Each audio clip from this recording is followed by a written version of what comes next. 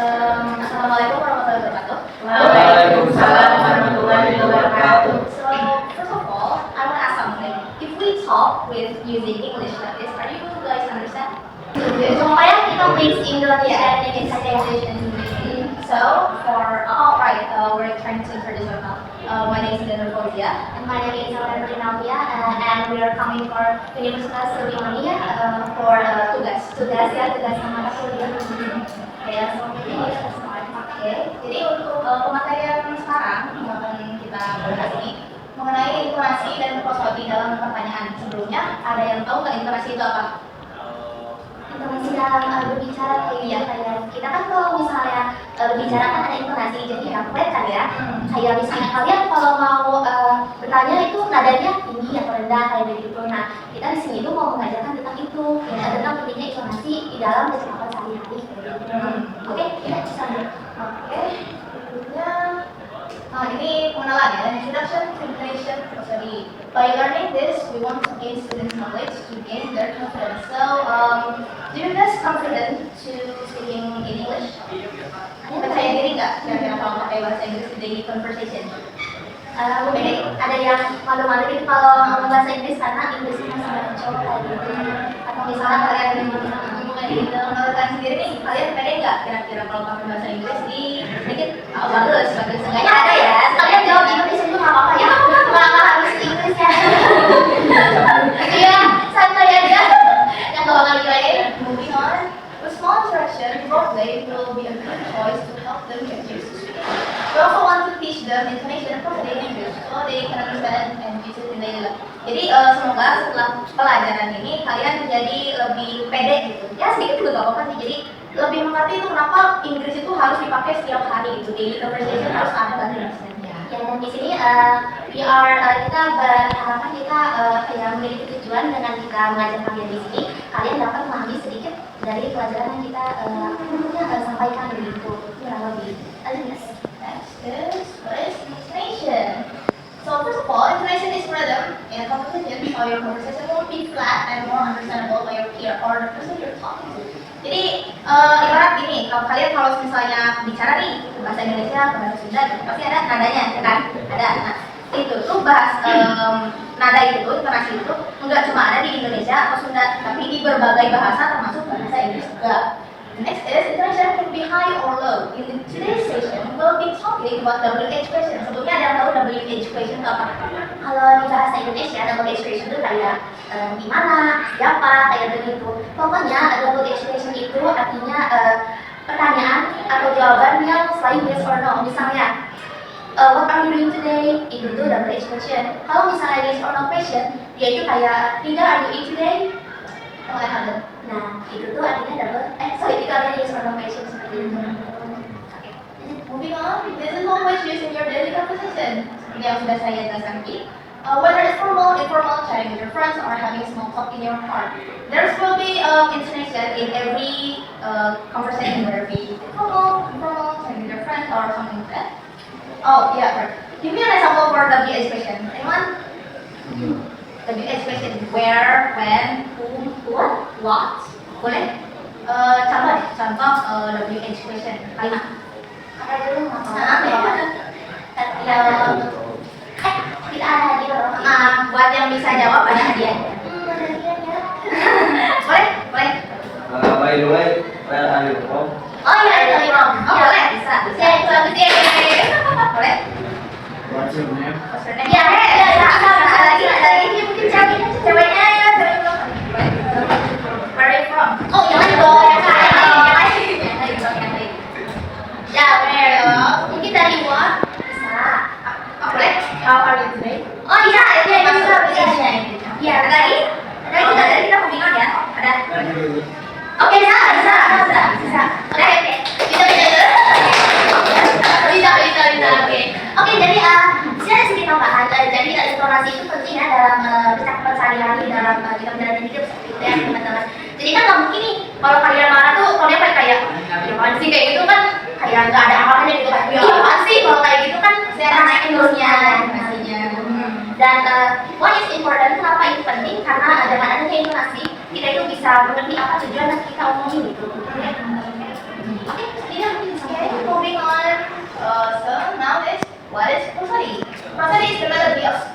very specific patterns of rhythm, stress, and intonation that convey meaning, emotion, and a stick-based style. Jadi gampangnya gini, prosodi itu ibarat wadah untuk intonasi. Jadi tanpa adanya prosodi, nanti si intonasi itu nggak bisa kemana-mana. Jadi intinya mereka itu nggak bisa dijauhin, nggak bisa dipisahin. Jadi prosodi dan intonasi itu harus bersama terus-menerus, nggak boleh ada yang misahin.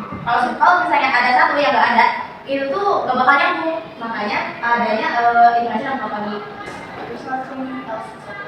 Okay, jadi di sini I'm gonna explain about tipe-tipe intonasi dan prosodi. Oke, jadi kalau face to face itu situasi di mana satu atau dua orang lebih, nggak bisa nih kalau satu orang, dua orang lebih ya, misalnya saya dan Dida berbicara di sini apa ya, itu namanya itu face to face alias buka ke muka. Nah, face to face is when the speaker or the listener can with their expression, gesture like this, mood, and then based on real time alias di waktu bersama. Dan seperti contohnya, for example, ketika saya berbicara seperti itu pada kalian bisa lihat kan ekspresi apa yang saya buat, lalu gesture apa yang saya buat. Kira-kira kalau misalnya saya kayak gini, ya udah kalian sendiri aja, itu kira-kira saya ekspresinya lagi gimana?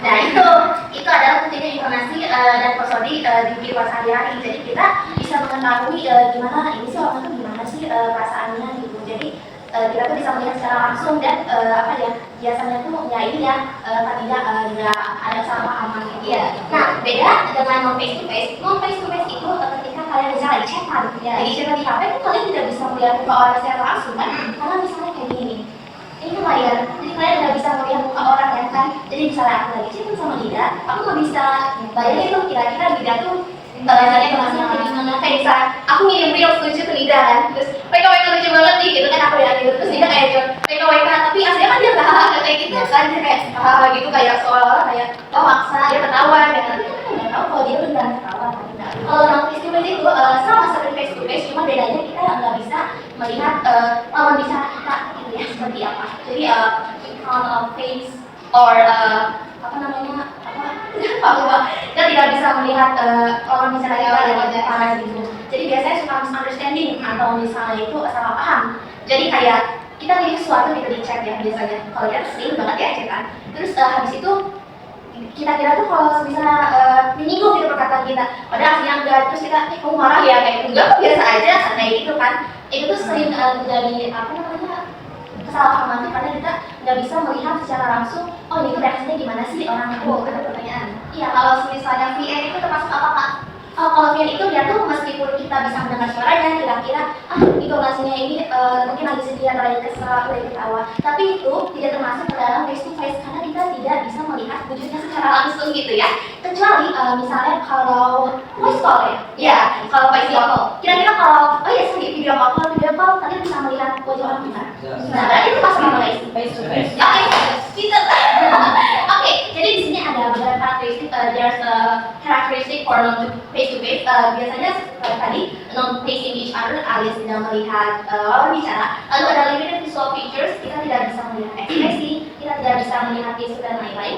Yang ketiga, cannot read the mood, kita tidak bisa berspekulasi, kita tidak bisa mengimbangi apakah itu orang itu lagi sedih atau lagi apa gitu ya. Kalau di chat, karena kalau chat kan biasanya nggak ada suaranya ya, kita kan tahu apa yang orang rasakan itu biasanya dari suaranya, dari gerakannya seperti itu. Dan ini tuh often cause misunderstanding alias sering terjadi kesalahpahaman seperti itu. Nah, ini adalah contoh-contoh dari face to face dan non face to face, oke? Face to face ya, tadi seperti ini misalnya kalian ngobrol dengan teman-teman kalian, with your friends, chatting or gossiping ya, biasanya kalau cewek-cewek. Lalu kalau yang non face to face itu orang lagi chatan ya, kayak begitu. Jadi kita tidak bisa melihat atau kita tidak bisa merasakan apa yang orang itu lakukan atau apa yang orang itu reaksinya seperti apa seperti itu. Oke, ada pertanyaan nih. Guess which is FNF and which is NFF. Buat yang bisa jawab ada hadiahnya ya Kak. FNF itu dia face to face ya teman-teman. Kalau NFF itu non face to face. Jadi mungkin siapa aja? Boleh. Oke, boleh. Dijawab ya. Oke, Mas, kalau masih ada dua masalah. Kalau yang ini mah non face to face gitu. Face to face. Oke, betul. Hadiahnya Kak. Hah? Hadiahnya? Oh iya betul. Kamu tahu Cambridge? Yang kualitas seperti ini, seperti kayak gini. Ya, aku ya kamu. Ini Kau bisa contohin yang ke kelas atau kemana ini? Thank you. Oke, kita lanjut aja kalian ya. Oke, now let's try to test your knowledge. Jadi kan tadi kita sudah memberi ini ya sedikit ilmu gitu kepada kalian. Jadi apakah kalian bisa take quiz kita? Enggak banyak-banyak kok. There's only 5 questions yang ada ya di situ. Kalian bawa handphone enggak ya? Oh enggak bawa. Oh ya udah kita ini aja. Apa namanya? Dikte aja. Tidak oke. So di sini ada, kamu mungkin bisa translate ya. So jadi di sini ada 2 pertanyaan. Yang pertama itu, what is prosody primarily concerned with in spoken English? Dalam spoken English itu biasanya prosody dari yang udah kita jelasin tadi, prosody itu ciri-cirinya apa aja? Yang pertama ada vocabulary choice and grammar. Yang kedua ada the rhythm, stress, intonation of speech. Yang ketiga ada the written structure or sentences. Yang keempat ada the meaning of idioms.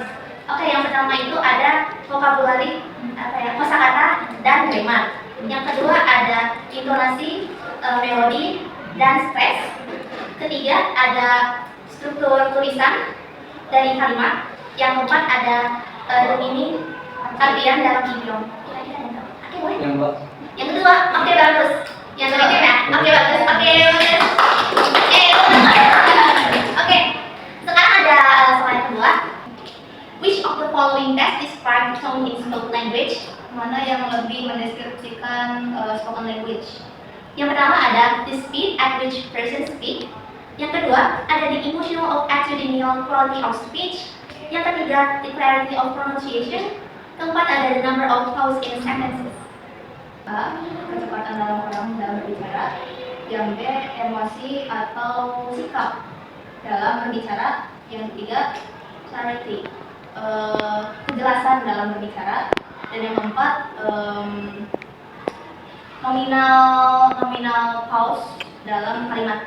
Jadi seberapa lama sih orang itu karya blank? Kayak gitu. Oke, buat pertanyaannya aku belum selesaiin ya. Jadi manakah yang paling baik untuk mendeskripsikan intonasi di dalam spoken English? Apa mau diulang lagi tadi? Diulang lagi?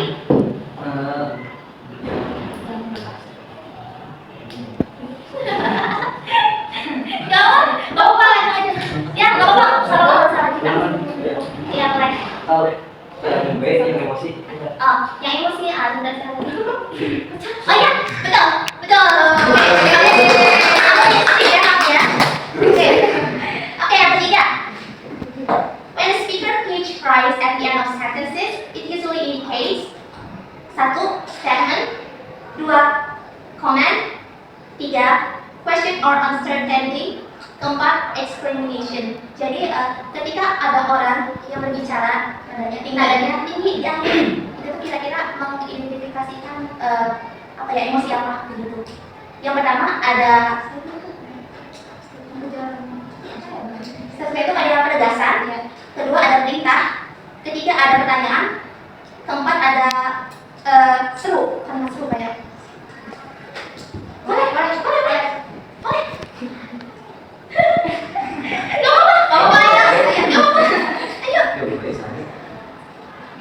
Satu. Oh, kurang. Seru. Ih, terus seru. Declaration tadi. Penegasan. Penegasan. Berapa semuanya, Pak? Oh, kurang kuat semua. Yang C. Ya dong. Oke, Satu lagi ya. satu lagi. Ini mau baca. Five, the prosodic feature that helps differentiate between a statement and a yes or no question in English is A. Intonation pattern, B. Word stress, C. Grammar tense, and D. Vowel length. Boleh di. Oke. Jadi video prosodik itu membantu kita untuk membedakan antara penegasan dan yes no question. Pertanyaan yes Ya, dan tiga. ya dan tidak question. Nah itu tuh kira-kira itu tuh kira-kira tuh mengidentifikasikan apa? Yang pertama ada intonasi, yang kedua ada word stress, penekanan kata, Yang ketiga ada grammar tense. Yang keempat ada polite. Ih, sudah sih bilang hal kan. Ulang itu mau kan mereka. Oke, 1, 2, 3. Apa yang kamu? 5. Oh, kurang. Udah nggak share? Ya, yeay. Kamu pas lagi. Oke, it's all thank you, but Thank you. before we end kira-kira ada yang bisa menjelaskan atau mensummary nggak kira-kira kita tadi membahas Intonasi dan persulit apa? Boleh? aku nih you're better, oke? Kita ya, jangan sih kasihan yang lain yang ya. Jelas itu. SOI guys itu ada. Nggak apa-apa, dengan bahasa Indonesia itu nggak apa-apa. Jadi boleh. Ya, boleh. 5. Boleh. Ya, nggak berdiri loh. Jadi tadi itu belajar tentang intonasi dan masuk terus tadi intonasi itu menurut saya adalah tinggi rendahnya nada yang bisa mengekspresikan emosional tingginya. Kalau Memang it's difficult. masa itu ibaratkan kayak Nggak apa-apa. Atau mungkin ada yang mau menambahkan boleh. Ya. ada itu si intonasi. Ya, betul. Oke. Ya. Betul, apakah ada yang mau coba lagi? Buat mungkin jawabannya berbeda-beda ya gitu. Dengan Kawan ada jawab lebih berbeda. Ayo boleh.